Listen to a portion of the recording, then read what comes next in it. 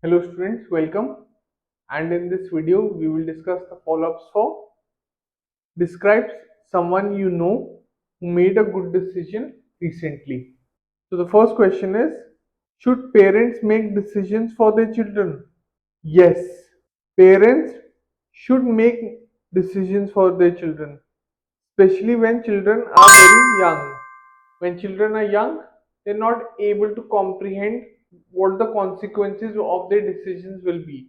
So it is imperative that parents should make the decisions for their children, like what to buy, which school they should go to, or what products should they have, like should they have a mobile phone or not. Okay.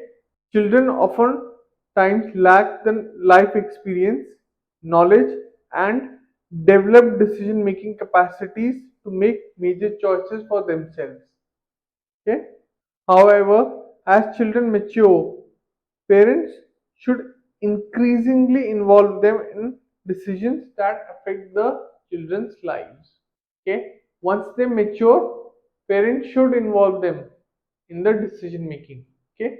After all, it is the future of the children only that will be affected by the decision made by their parents. Second question is, do you think parents are the best people to make decisions about their children's education? This question is asking about the child's education only.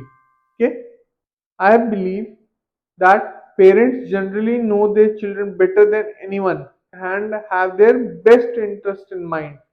So, in many cases, they are well suited to make educational decisions. However, ideal scenario is for parents and children to collaborate, work together on major educational decisions while considering the child's interests, abilities, and preferences. Okay, so it is best that they collaborate together, but parents should make the decision.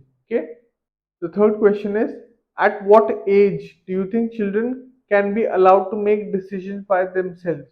Well, there is no single age when children become able to make all the decisions independently. A child's decision making capacity develops gradually throughout childhood and adolescence. Okay? When the mind develops, when the brain develops, your decision making capabilities or capacity increases. Okay? Also, when you have more responsibilities and you know the world better, your decisions become more important. Okay, so in this case it depends upon the age, how easily or how quickly a child matures.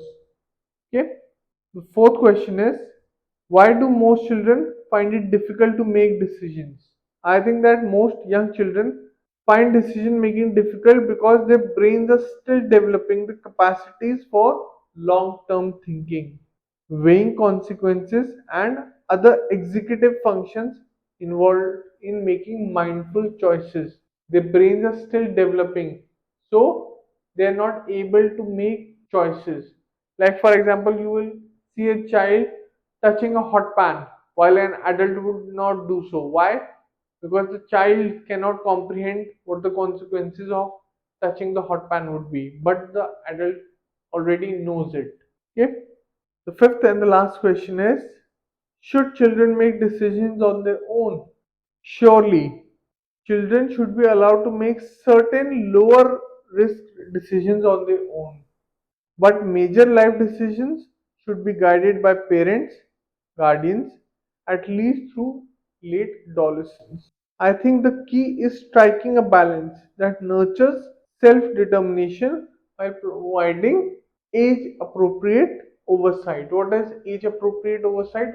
What the child should be given should be deemed according to his or her age.